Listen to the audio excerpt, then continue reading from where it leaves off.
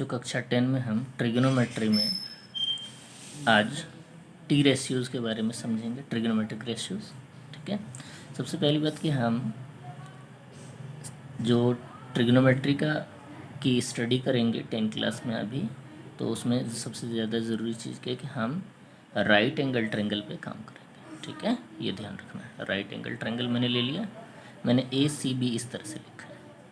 अब देखिए यहाँ पर हाइपोटेनस लिखा है और ये परपेंडिकुलर हो सकता है लेकिन बेस भी हो जाता है। कैसे, वो देखना है अभी। और ये बेस है, परपेंडिकुलर भी हो जाता है। कैसे, तो अकॉर्डिंग टू एक्यूट एंगल। अब कैसे है उसको समझेंगे। सबसे पहले तो हमने यहाँ पर लिखा है 6 ट्रिग्नोमेट्रिक रेशियोज़ हैं। ये फुल फॉर्म है साइन। यहाँ पर मैंने एंगल लिया है, ठीक है, कोई भी एंगल, तो ए लिख दिया। कोसाइन, टेंजेंट, यहाँ पर थीटा डाल दिया। कोटेंजेंट, थीटा डाल दिया है। कोसेकेंट, थीटा, सेकेंट, ये सारा फुल फॉर्म है। Sine, cosine, tangent, cotangent, cosecant, secant. ठीक है, और इसको जो हम लिखते हैं, यूज़ करते हैं, वो इस तरह से, साइन का साइन, इसके साथ एंगल ये साइन है, कोसाइन को कॉस है, टेंजेंट को टेन है, कोटेंजेंट को कॉट है, और कोसेकेंट को कॉसेक। यहाँ पर एंगल डाल दिया मैंने, बी डाल दिया, ABC कुछ भी, सेकेंट थीटा है, इसकी जगह मैंने सेक भी कर दिया। तो हम इसका यूज़ करेंगे। ठीक है, तो इसका फुल फॉर्म क्या था, साइन, इसका फुल फॉर्म कोसाइन, इसका फुल फॉर्म टेंजेंट, ठीक है, इसका फुल फॉर्म कोटेंजेंट, इसका फुल फॉर्म कोसेकेंट, इसका फुल फॉर्म सेकेंट। ठीक है,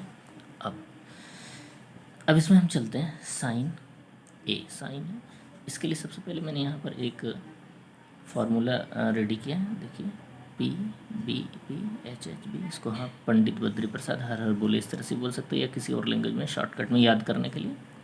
actually sine is equal to होता है P/H, means perpendicular by hypotenuse, cos B/H, base by hypotenuse, tan P/B, perpendicular by base, cosec H/P, मतलब ये इधर से जाएगा, हाइपोटेनस बाई परपेंडिकुलर, और साइन वाला इधर से, sec H/B, hypotenuse by base, cot B/P, base by perpendicular.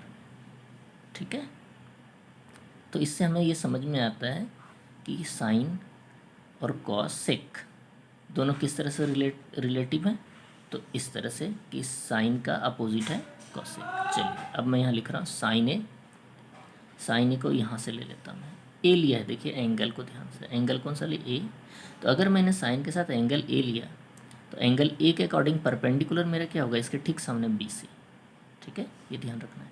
तो BC परपेंडिकुलर होगा, तो बेस कौन होगा, AC। तो अब हमें यहाँ लेना क्या, P/H, तो मैंने लिया BC/AB। ठीक है, परपेंडिकुलर बाई हाइपोटेनस। ठीक है, साइन B के अकॉर्डिंग अगर हम चलते हैं, तो एंगल परपेंडिकुलर कौन होगा, AC होगा। सो AC/AB, P/H means perpendicular by hypotenuse. Perpendicular कौन हुआ इसमें, B में, AC, और हाइपोटेनस कौन है, A वाला। ठीक है, हम एक्चुअली क्या कर रहे हैं, यहाँ 90 डिग्री है, और ये दोनों एंगल क्या है, टोटल 90 है, मीन्स एक्यूट एंगल है, ये ध्यान रखना है। A और B आपस में एक्यूट एंगल है, अलग अलग। अब कॉस ए की बात करें, तो कॉस ए क्या है हमारा, B/H, कॉस थीटा क्या है, B/H। तो ए के अकॉर्डिंग अगर हम चलेंगे, तो बेस कौन सा होगा, AC, सो AC, और बाई H कौन, AB। ठीक है, अच्छा, कॉस B की बात करते हैं। कॉस B कॉस में फिर B/H है हमारे पास, तो B कौन है, बेस इसका ये, तो BC, और बाई AB हाइपोटेनस। टेन की बात करें, टेन P/B है, मीन्स परपेंडिकुलर बाई बेस, तो टेन का कौन सा लिया मैंने, ए के अकॉर्डिंग परपेंडिकुलर कौन, BC बाई बेस क्या होगा, AC। अच्छा, टेन B की बात करें, तो टेन B में हमारे पास क्या है, परपेंडिकुलर कौन है, P/B लेना है, B में परपेंडिकुलर कौन, AC होगा, तो AC, और बेस कौन सा होगा, तो ये वाला। ठीक है, परपेंडिकुलर सामने वाला और बेस इसके साथ वाला, इसमें कोई चेंज नहीं होता। अच्छा, ये हो गया। अब हम इधर चलते हैं। अभी हमने देखा यहाँ कि साइन का ठीक अपोजिट कॉसेक होता है, तो इसको इस तरह से हम ले सकते हैं, साइन इज इक्वल टू 1/कॉसेक, कॉसेक इज इक्वल टू 1/साइन, कॉस 1/सेक, सेक 1/कॉस। Tan 1/cot, cot 1/10। टेन का एक और फार्मूला ले लीजिए, साइन बाई कॉस, और कॉट का कॉस बाई साइन। ठीक है।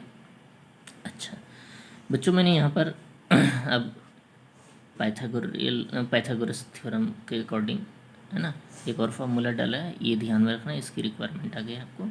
जैसे इसमें ये हाइपोटेनस सबसे लॉन्गेस्ट साइड होती है, पता है आपको, एंड परपेंडिकुलर और बेस हाइपोटेनस से छोटे होते हैं। तो इन तीनों के बीच का रिलेशन क्या है, तो यहाँ देखिए H square is equal to होता है P square plus B square, और अगर मैं एच की बात करूँ तो स्क्वायर हटा अंडर रूट हो गया। उसी प्रकार P square is equal to H square minus B square, so P is equal to under root H square minus B square. और इसी तरह से बी स्क्वायर की बात करें तो H square minus P square होगा, और वो हो जाएगा B is equal to under root H square minus B square. ठीक है, तो ये हमारे पास हो गया फाइंड आउट करने का फॉर्मूला। क्या, अगर मेरे पास P और B है गिवन, तो H निकालना, तो P और B की वैल्यू यहाँ डालिए और H निकल जाएगा। अगर मेरे पास P निकालना है, H और B की वैल्यू, तो यहाँ पुट करेंगे और P निकल जाएगा। और फिर H और P की वैल्यू अगर मेरे पास है तो B निकालने के लिए यहाँ पुट करेंगे, फाइंड आउट हो जाएगा। ठीक है बच्चों, एक बार इसे ध्यान से देखिए।